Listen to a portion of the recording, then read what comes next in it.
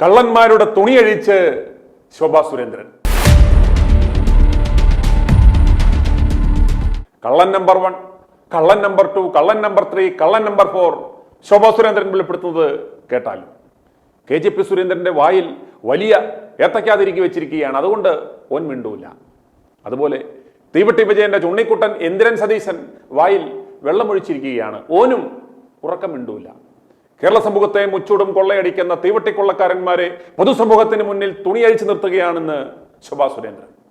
കേരളത്തിലെ സ്വർണ്ണക്കടത്ത് മാത്രമല്ല, സ്വർണം പൊട്ടിക്കൽ, മയക്കുമരുന്ന് കച്ചവടം, ആംബർ ഗ്രീസ് അഥവാ തിമിംഗല ഛർദി കച്ചവടം എല്ലാം ഇന്ന് നിയന്ത്രിക്കുന്നത് ആരാണ്?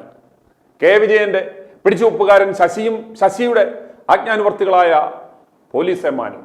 എന്നിട്ട് പത്രസമ്മേളനം വിളിച്ച് ജനങ്ങളെ നോക്കി മറ്റേ തൊലിഞ്ഞ ഒരു വെടല ചിരിയും. അത് ചിരിയാണോ? അത് ചിരിയല്ല. കേരളത്തിലെ ജനങ്ങളെ നോക്കിയുള്ള കൊഞ്ഞനം കുത്തലാണ്. സംസ്ഥാനം കടക്കണിയിൽപ്പെട്ട് നട്ടം തിരിയുമ്പോൾ ഒരു സംസ്ഥാന മുഖ്യ മന്ത്രി വന്നിരുന്ന് കിളിച്ചുകൊണ്ട് കാളമൂത്രം പോലെ എന്തൊക്കെയോ ഒഴുക്കി വിടുകയാണ്. അത് നിർനിമേഷരായി നോക്കി നിൽക്കുവാൻ കുറെ വരിയുടച്ച മാപ്രകളും.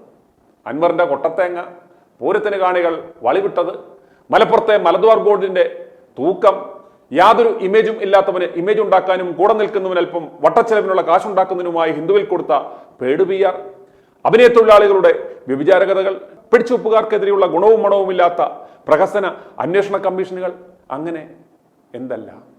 ഷീർ ടൈം വേസ്റ്റിംഗ് എക്സസൈസ്. കേരളത്തിലെ ജനങ്ങൾക്ക് ഒരു മുഖ്യമന്ത്രിയിൽ നിന്ന് അറിയേണ്ടുന്നത് ഇതൊക്കെയാണോ?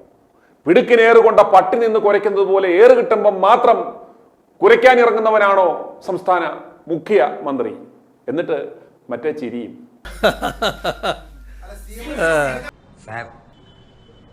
OV വിജയന്റെ ആക്ഷേപഹാസ്യ നോവലായ ധർമ്മപുരാണത്തിലെ ദർബാറിലിരുന്ന് തൂറി നാറ്റിക്കുന്ന പ്രജാപതിയായി വിജയൻ തരം താണിരിക്കുന്നു. മനം പുരട്ടി നിൽക്കുമ്പോഴും അടുത്തു നിൽക്കുന്ന സജീവോത്തമന്മാർ രാജകീയ വഴിയെ അതിശ്രേഷ്ഠമെന്ന് പ്രകീർത്തിക്കുമ്പോഴും ആ നോവലിലെ നായക ബാലനായ സിദ്ധാർത്ഥനെ പോലെ സത്യം ഉറക്കെ തെരുവിൽ നിന്ന് വിളിച്ചു പറയുകയാണ് ശോഭാ സുരേന്ദ്രൻ.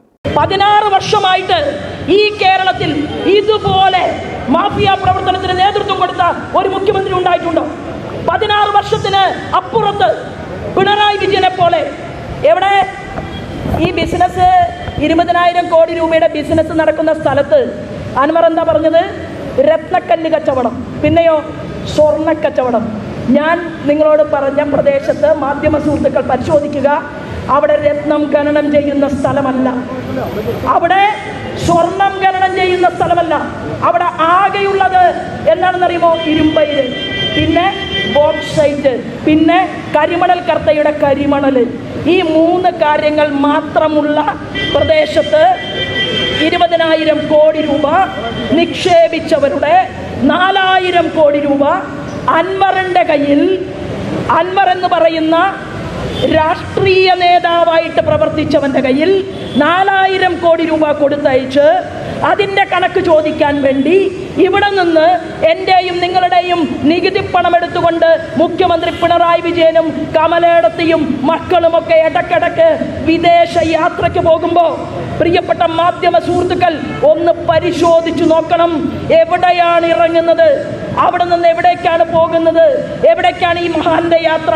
അത് പരിശോധിച്ചുകൊണ്ടാണ് ദേശീയ ഏജൻസി ചില കോൺഫിഡൻസ് രേഖകളുടെ അടിസ്ഥാനത്തിൽ മുഖ്യമന്ത്രിയുടെ ചില യാത്രകൾ ഇപ്പൊ പോണ്ട എന്ന് പറഞ്ഞത്. മണിച്ചിത്രത്താഴില് ഭ്രാന്ത് അതികലശലായപ്പോ ആ ഭ്രാന്ത് പരിഹരിക്കാൻ വേണ്ടിയിട്ട് മോഹൻലാലിന്റെ കഥാപാത്രം പറയുന്നുണ്ട്, ഗംഗയെ രക്ഷിക്കാൻ വേണ്ടി ഞാൻ ഏത് വഴിയിലൂടെയും സഞ്ചരിക്കുമെന്ന് നകുലനോട് പറയുന്നത് പോലെ തൻ്റെ അഴിമതിപ്പണം അത് രക്ഷിച്ചെടുക്കാനുള്ള ഉന്മാദം, ഭ്രാന്ത് അത് ബാധിച്ചുകൊണ്ടാണ് മുഖ്യമന്ത്രി പിണറായി വിജയൻ ഈ വയസ്സ് കാലത്ത് അങ്ങനെ ഊരു ചുറ്റാൻ പോകുന്നതെങ്കിൽ ഇനി എയറോഡ്രാമിൽ നിന്ന് അങ്ങനെയുള്ള അഴിമതി പരിപാടിക്ക് വേണ്ടി പോകണമോ വേണ്ടയോ എന്ന് തീരുമാനിക്കാൻ ചങ്കൂറ്റമുള്ള നട്ടലുള്ള സഖാക്കന്മാർ കേരളത്തിലുണ്ടോ എന്നുള്ള ചോദ്യം ഗോവിന്ദൻ മാഷേ നിങ്ങളുടെ മുഖത്ത് വിരൽ ചൂണ്ടിക്കൊണ്ട് ഇവിടുത്തെ സാധാരണക്കാരായിട്ടുള്ള സഖാക്കന്മാർ ചോദിക്കുകയാണ്. അൻവറിന് വേണ്ടി കൊടിപിടിക്കുന്നവരുണ്ടല്ലോ, ആ അൻവറിന് വേണ്ടി കൊടി പിടിച്ചുകൊണ്ട് അൻവറിനെ മഹാനായിട്ട് വാഴ്ത്തുന്നവരോട് ഞാനൊരു ചോദ്യം ചോദിക്കട്ടെ. 20 വർഷക്കാലം മലപ്പുറം ജില്ലയിൽ താമസിച്ച ഒരു വ്യക്തിയാണ് ഞാൻ. അവിടുത്തെ വഴിയോര കച്ചവടക്കാരെ കുറിച്ച് അൻവർ പ്രസംഗത്തിൽ പറഞ്ഞു. അവിടുത്തെ ഓട്ടോറിക്ഷ തൊഴിലാളികളെ കുറിച്ച് അൻവർ പ്രസംഗത്തിൽ പറഞ്ഞു. എന്താണ് നിലമ്പൂർക്കാരനായിട്ടുള്ള അൻവർ മലപ്പുറം ജില്ലയിലെ പാവപ്പെട്ട കപ്പലണ്ടി കച്ചവടക്കാരന് വേണ്ടി ചെയ്തിട്ടുള്ളത്? നാളിത്രയായി. ഓട്ടോറിക്ഷ പാവപ്പെട്ട തൊഴിലാളികൾക്ക് വേണ്ടി ചെയ്തിട്ടുള്ളത്? പഠിക്കാൻ ഗതിയില്ലാത്ത യതീമുകളായ മുസ്ലിം കുട്ടികൾക്ക് വേണ്ടി എന്താണ് ചെയ്തിട്ടുള്ളത്? കേരളത്തിലെ നയം വ്യക്തമാക്കാൻ മിസ്റ്റർ അൻവർ തയ്യാറാകണം. പിണറായി വിജയൻ 1-ാം നമ്പർ കള്ളൻ, 2-ാം നമ്പർ കള്ളൻ വി ഡി സതീശൻ, 3-ാം നമ്പർ കള്ളൻ അൻവർ, 4-ാം നമ്പർ കള്ളൻ കെ.ടി. ജലീൽ, 5-ാം നമ്പർ കള്ളൻ കാരാട്ട് റസാഖ്. ഇവരെ എല്ലാവരെയും നിയന്ത്രിക്കുന്നത് അധോലോക സംഘമാണ്. മാധ്യമപ്രവർത്തകരോട് ആരുടെ അടിയന്തരത്തെ കുറിച്ച് പറയാനാണ് ജലീൽ പത്രസമ്മേളനം വിളിച്ചത്? ജലീൽ എന്താ പത്രസമ്മേളനത്തിന് മുൻപ് പറഞ്ഞത്? ഞാൻ മാധ്യമപ്രവർത്തകരെ കാണുന്നുണ്ട്, എന്നിട്ടോ ആകെ മറച്ച് താഴെയിടും, അങ്ങനെയല്ലേ പറഞ്ഞത്? എന്താ പത്രസമ്മേളനത്തിൽ സംസാരിച്ചത് ജലീൽ പത്രസമ്മേളനം നടത്താൻ തീരുമാനിച്ച പേപ്പർ കാര്യങ്ങൾ അതെല്ലാം ആരാണ് മധ്യസ്ഥം നിന്നുകൊണ്ട് തീർത്തു കൊടുത്തത്? കേരളത്തിലെ ജനങ്ങൾക്കറിയണം. ജലീൽ നടത്താൻ ഉദ്ദേശിച്ച പത്രസമ്മേളനത്തെ മാറ്റിമറിക്കാൻ കഴിവും പ്രാപ്തിയുമുള്ള അധോലോക സംഘത്തിന്റെ നേതൃത്വം എടുക്കുന്നവർ കേരളത്തിന്റെ മണ്ണിൽ മറിഞ്ഞിരിക്കുന്നു. ഞങ്ങൾ പറയാൻ ആഗ്രഹിക്കുന്നു, ആർക്ക് വേണമെങ്കിലും അൻവറിന്റെ പാർട്ടിയിലേക്ക് പോകാം. പക്ഷേ രാജ്യസ്നേഹികളായിട്ടുള്ള മുസ്ലിം ഉമ്മമാരോട് ഒന്ന് സൂക്ഷിച്ചോളൂ. ഭീകരവാദ സംഘടനകളുടെ വിളയാട്ടം കൊണ്ട് ഭാരതത്തിൽ പഴയ കാശ്മീർ ഉണ്ടല്ലോ, ആ പഴയ കാശ്മീരില് രാജ്യദ്രോഹ സംഘടനയ്ക്ക് വിട്ടുവാക്കിക്കൊണ്ട് പാവപ്പെട്ട ഉമ്മമാരുടെ മക്കളെ കണ്ണൂരിലെ ഫയാസിന് വരെ, പെയിന്റ് തൊഴിലാളിയായിട്ടുള്ള കണ്ണൂരിലെ ഫയാസിന് വരെ പിടിച്ചുകൊണ്ടുപോയി അവരെ രാജ്യദ്രോഹിയാക്കി മാറ്റിയ ഭീകരവാദ സംഘടനകൾ ഉണ്ടായിരുന്ന ആ പഴയ കാശ്മീരാക്കാൻ, കേരളത്തെ ആ പഴയ കാശ്മീരാക്കാൻ ഇവിടത്തെ ഏത് പൊന്നുതമ്പുരാൻ തീരുമാനിച്ചാലും ഞങ്ങളൊക്കെ മരിക്കണം മിസ്റ്റർ അൻവർ.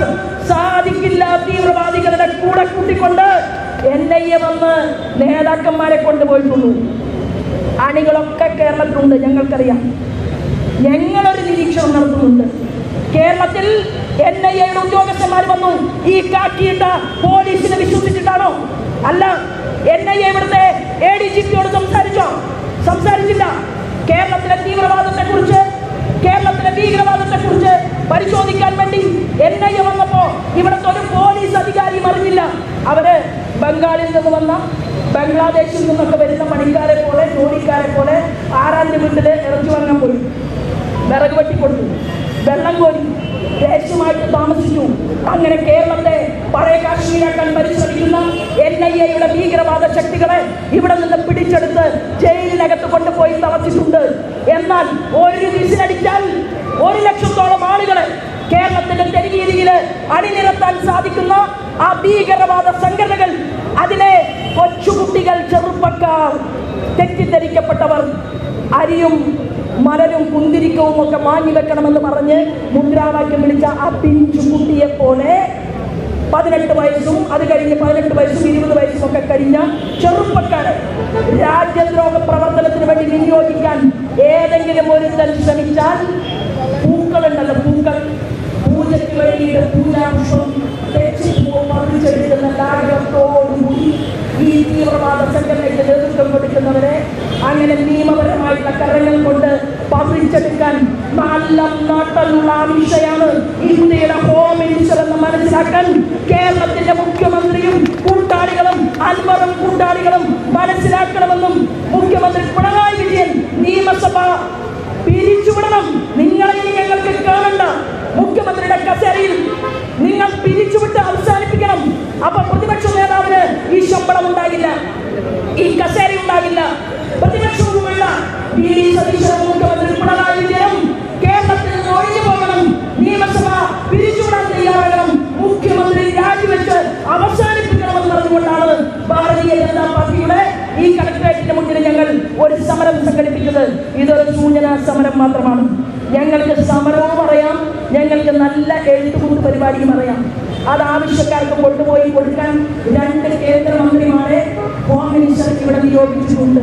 അതുകൊണ്ട് എന്റെ കൂടെ ചെറുപ്പക്കാർ അണിനിരക്കണമെന്ന് പറയുമ്പോൾ ചെറുപ്പക്കാര് അണിനിരക്കുമ്പോൾ സൂക്ഷിക്കുക, നിങ്ങൾ മദ്യത്തിൽ നിന്നും മയക്കുമരുന്നിൽ നിന്നും മാറി നിൽക്കണം. നിങ്ങളെ ഞങ്ങൾക്ക് വേണം. കാരണം ഇവിടെ മുസൽമാനും ക്രിസ്ത്യാനിയും ഹിന്ദുവും പാഴ്സിയും ജൈനനും എല്ലാവരുടെയും മക്കൾ ഇവിടത്തെ അമ്മമാർക്ക് പ്രിയപ്പെട്ടതാണ്. അതുകൊണ്ട് നിങ്ങളുടെ എല്ലാവരുടെയും പിറകിൽ കണ്ണുകൾ ഉണ്ടാകും, ഇവിടുത്തെ വിശിഷ്യ സ്ത്രീജനങ്ങളുടെ കണ്ണുകൾ ഉണ്ടാകുമെന്ന് സൂചന നൽകിക്കൊണ്ട് തീർച്ചയായിട്ടും ഈ ധാർമ്മികമായ സമരം ഉദ്ഘാടനം ചെയ്തതായി പ്രഖ്യാപിച്ചുകൊണ്ട് എത്രയും പെട്ടെന്ന് ഈ നമ്മളെ ബാധിക്കപ്പെട്ടിട്ടുള്ള ഈ ശനിദോഷം, ഭരണത്തിന്റെ ശനിദോഷം അത് എത്രയും പെട്ടെന്ന് അവസാനിച്ചു കിട്ടണം.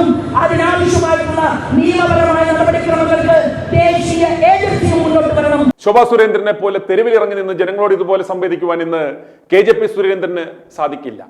പണ്ട് സാധിക്കുമായിരുന്നു, കാരണം അന്ന് മടിയിൽ കനം കുറവായിരുന്നു. ഇന്ന് വിയർപ്പിന്റെ അസുഖവുമുണ്ട്.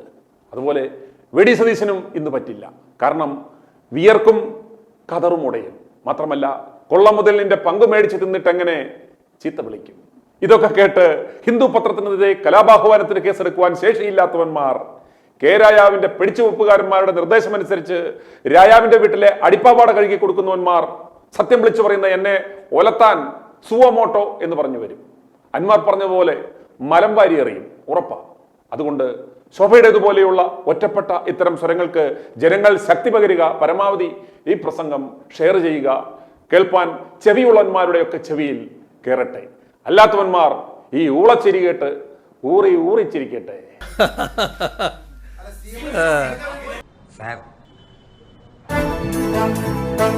i2i News, an eye for truth. i2i News subscribe ചെയ്തിട്ടില്ലാത്തവർ ഇപ്പോൾ തന്നെ സബ്സ്ക്രൈബ് ചെയ്യുക. നോട്ടിഫിക്കേഷൻ ലഭിക്കുവാൻ ബെൽ ബട്ടണും അമർത്തുക.